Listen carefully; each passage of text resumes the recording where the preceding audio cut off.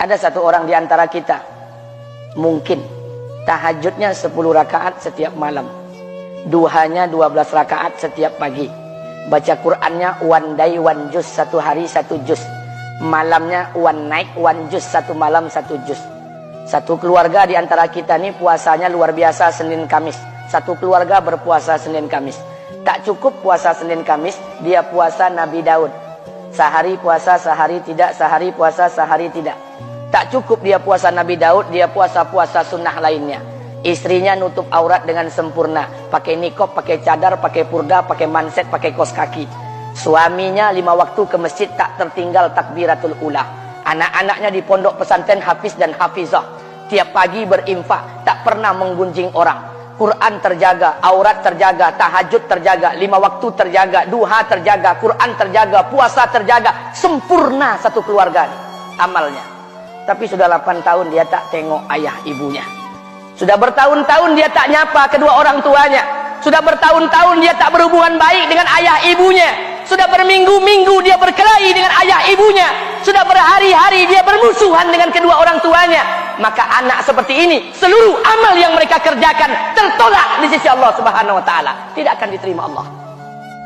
Sebaliknya, kalau ada di antara kita hari ini yang pandai melayani ayah ibunya, tidak ada uang ayah ibu dia kasih uang, tak ada rumah ayah ibu dia buatkan rumah, sakit ayah ibu dia bawa ke rumah sakit, dirawat ayah ibunya dia jaga, kotoran ayah ibunya dia bersihkan pakai tangannya sendiri. Ada di antara kita hari ini yang membersihkan kotoran ayah ibunya lebih dia nikmati daripada makanan yang ia sukai. Begitu luar biasanya dia melayani ayah ibunya. Tapi dia tinggalkan sholat, dia injak-injak perintah Allah, dia tinggalkan perintah Allah dengan mutlak. Maka kebaikan satu orang anak ini kepada ayah ibunya seluruhnya tidak diterima Allah Subhanahu wa taala. Atau jangan-jangan inilah yang menjadi penyebab amal kita tak diterima Allah. Atau jangan-jangan inilah yang menjadi penyebab amal kita tertolak di sisi Allah. Kita sholat juga, kita sujud juga, kita puasa juga, kita ngaji juga, kita dengarkan ceramah juga. Maka oleh karena itu, Pak, Bu, ayah kita tuh tinggal di kampung, ayah ibu tinggal di kampung sana. Terkadang ayah ibu kita tak sekolah, SD, SMP, SMA tak tamat. Dia sekolahkan kita SD, SMP, SMA, S1, S2, S3 dengan harapan hidup kita lebih baik daripada keadaan dia sekarang. Tapi apa yang membuat kita jarang untuk menjenguk mereka? Saya ingin sampaikan buat kita bersama. Ayah ibu kita tak tahu kita ni eselon 1, eselon 2, Pak. Ayah ibu kita tak tahu pangkat PNS kita 3A, 3B, 3C, 3D, 4A, 4B, 4C, 4D. Ayah ibu kita tak tahu kita ni public figure. Ayah ibu kita tak tahu dan tak mau tahu. Yang dia tahu kita ni anaknya. Ayah ibu kita tak tahu kita punya sawit berapa. Ayah ibu kita tak butuh mobil kita. Dia tak butuh rumah kita. Tapi yang dia butuhkan kita. Apa yang membuat kita jarang untuk menjenguk mereka? Tahun 2016 di Masjid Damai Langgeng, saya diundang ceramah di sana. Habis pulang ceramah, saya baca WA SMS. Ada seorang ustadz Pekanbaru kirimkan WA dengan saya. Saya baca 2 kali, air mata saya menetes. Kenapa? Karena WA itu berisi cerita satu orang ibu sedang menelpon anaknya. Ibunya nelpon anaknya. Assalamualaikum nak. Waalaikumsalam, kata anaknya. Kata ibunya, nak, sudah 1 bulan kau tak tengok ibu. Apa yang membuat engkau berhalangan, nak? Apakah kau sibuk dengan pekerjaanmu? Minggu yang kedua ibunya telepon lagi. Assalamualaikum nak, kata anaknya. Waalaikumsalam. Kata ibunya, nak, ibu dapat kabar apa engkau baru beli mobil baru. Apa betul nak? Kata anaknya, betul bu. Kata ibunya, alhamdulillah nak, ibu bangga kau pandai menyenangkan hati anak istrimu. Minggu yang ketiga ibunya telepon lagi.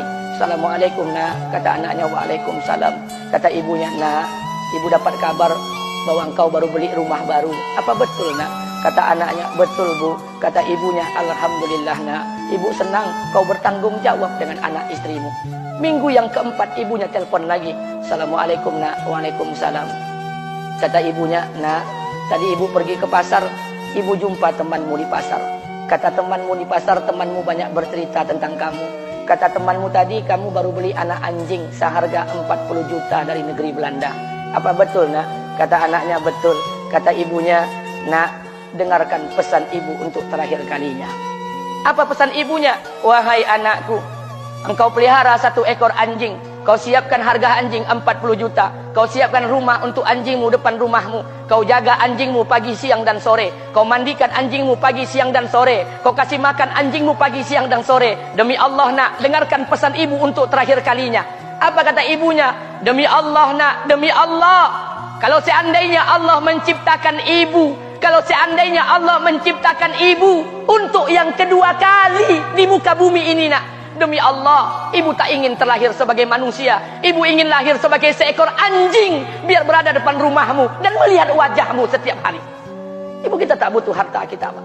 Dia tak butuh uang kita, dia butuh kita. Apa yang membuat kita jarang untuk menjenguk mereka? Pantas hidup kita tidak berkah. Pantas rumah tangga kita tidak sakinah. Karena hubungan dengan ayah ibu kita rusak selama ini. Masih ada kesempatan, masih.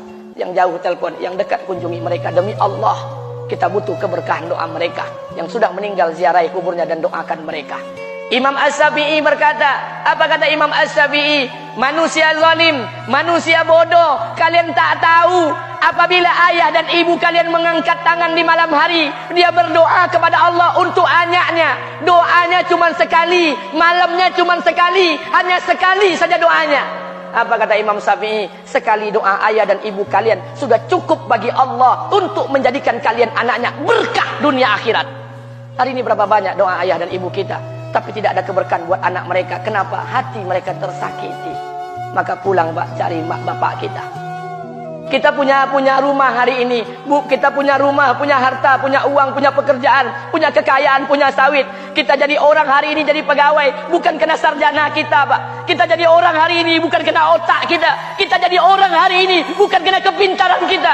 Kita jadi orang hari ini jangan-jangan kena keberkahan doa ayah dan ibu kita yang tak pandai tulis baca di kampung sana.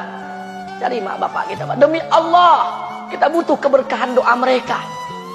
Apa guna di kehidupan dunia sementara Allah tidak ridho dengan kehidupan kita? Pantas amal kita tertolak di sisi Allah. Maka pulang ke rumah cari mak dan bapak kita yang masih hidup, duduk bersama mereka. Kalau seandainya kita tak bisa membahagiakan mereka, jangan pernah menyusahkan mereka. Kalau seandainya kita tak bisa membuat mereka tertawa, jangan pernah membuat mereka menangis. Demi Allah, kita hanya punya satu ayah kandung. Kita hanya punya satu ibu kandung. Tidak akan ada ayah kandung yang kedua. Tidak akan ada ibu kandung yang kedua. Harta kita cuma satu. Ayah kita cuma satu. Ibu kita cuma satu. Tidak akan ada ayah kandung yang kedua. Tidak akan ada ibu kandung yang kedua. Pangkat jabatan bisa dicari. Harta bisa diraih. Kesempatan membahagiakan ayah dan ibu kita hanya sekali di kehidupan dunia ini, Pak. Pulanglah. Ketika mereka memanggil, tinggalkan istri, tinggalkan pekerjaan, tinggalkan semua proyek kita. Demi Allah, datangi mereka. Kata Nabi, sesaat kalian duduk bersama ayah dan ibu kalian akan mendatangkan keberkahan. Kenapa kalian tidak duduk bersama mereka? Jangan-jangan inilah yang menjadi penyebab amal-amal kita tertolak di sisi Allah.